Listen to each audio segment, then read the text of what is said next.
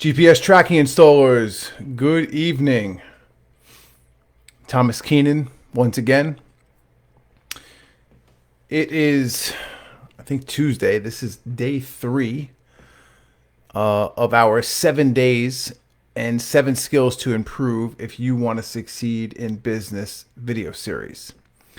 So before we jump into today's topic, I'm going to give you a quick recap on what we've covered already.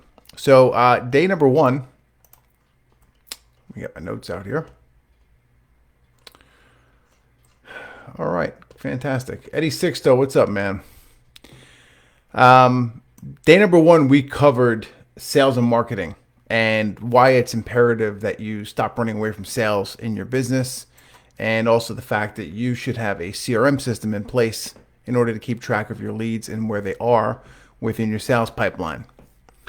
Yesterday's video was a little bit shorter, and we went over getting familiar with technology and the fact that myself and several other people, several of you in this group, have come to me and explained that there's just certain people who aren't willing to learn technology. And that right there is, it's a shame and it's a detriment. You know, you're going to wind up putting your damn business into the ground because you don't want to get a little uncomfortable and learn something new.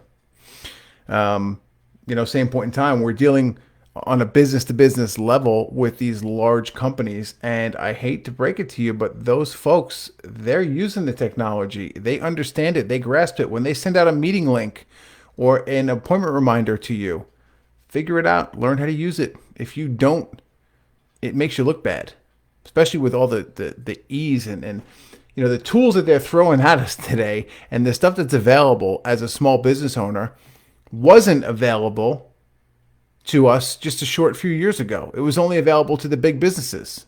So take advantage of what's out there today. And a lot of the cool stuff in the technology that I talk about and I tell you guys to go implement into your businesses is free or very close to being free.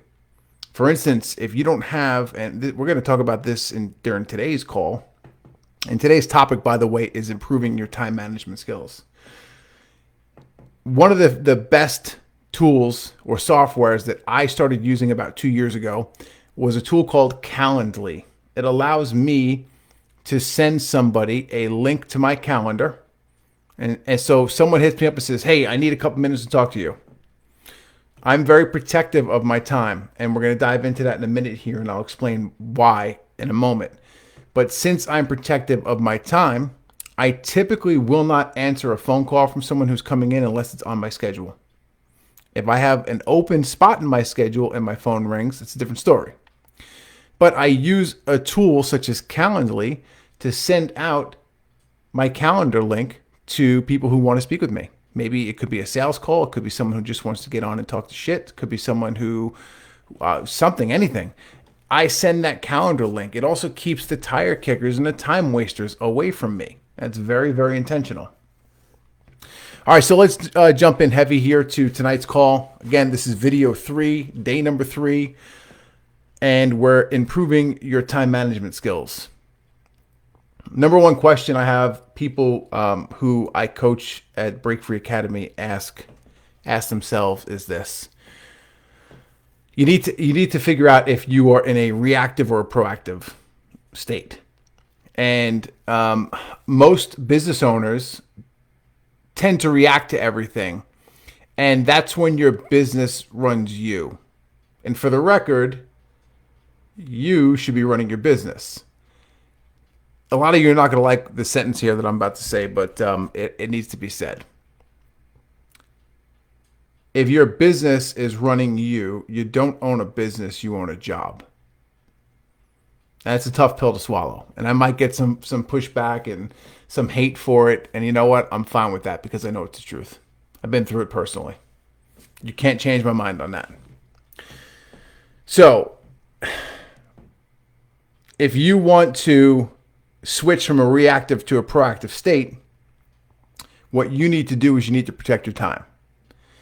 And in order to protect your time, and one of the main reasons that I'm so adamant about protecting time is because it's the only resource on the planet that's not renewable. Okay. You can't you can't make more time. You can leverage somebody else's time. That's a whole other topic. Okay. We're not talking about that right now. We're talking about our individual personal time. Right. So you need to protect your time, and you need to figure out and only focus on activities that are the highest level activities, the activities that are going to produce the best results, the activities that are going to produce the most money, or I should say the most profit or cash flow for your business. Just because you have a high gross ticket, you're making a lot of money each year, doesn't mean that you're profiting a lot of money. So you need to also figure out which jobs are more profitable, and that's a whole other topic. Okay. So pretty much this is how it goes. And I talk about this heavily in my book, Unfuck Your Business. And I give a framework for a badass time study that further breaks this down and tells you exactly where to focus your time. Like I said before, there's certain tasks that, and this is just the brutal truth, as a business owner, there are certain tasks that are below your pay grade. For you guys here who are solopreneurs or 2 or 3 man shows who are making over 6 figures a year, I hate to break it to you, but there's certain things within your organization and business that are mandatory. They must be done, but it does not need to be done by you. And listen, I get it. A lot of us here as business owners, especially as technicians in the line of work that we come from, we are very picky. We want things done a certain way. We are control freaks. We want things done our way, and no other way is acceptable. And I'm just here to let you know that right there is something that's going to hold you back personally. It's going to hold your business back, and it's going to hurt your finances. So the time study that I lay out in my book, and John Meese can attest to this because he's been through it. The time study basically forces you to study your time for a 2-week period, okay? And then block time it, which I'm going to get into here in a second. We'll talk more about block timing, all right? And you then need to take that block time calendar and dump it into the correct time buckets. And there's different buckets, all right? If anybody wants, I have a PDF that you have to opt into on my website. When I'm done with this live video, I'm going to upload the PDF in the comments of this video, because I think it's a very, very important exercise that anybody here can go through. And I don't care if you're a business owner or not, doesn't make a difference. This is something that will allow you to figure out where your time is best spent. Okay? And this is something that I didn't make up. This is something that I learned from multiple different people who I hired, business coaches, mentors, trusted advisors throughout the years. And I pretty much, I call it like the mixed martial arts way, right? So back in the day with mixed martial arts, everyone was, a karate guy. One guy was taekwondo, one guy was a wrestler. And mixed martial arts is pretty much a combination of all of those different styles of fighting that come together. And that's pretty much what I did, or what I do with my coaching at Bravery Academy. That's what I do, when I coach my team over Top Class Installations. That's what I'm doing here when I'm explaining this time study for you. I got all this different information in from these different people, and I made my own version of it, something that I thought felt better, fit better, worked better for me, and I'm going to share it with you. Right? So now you take that and you make it fit your life the best way it possibly can.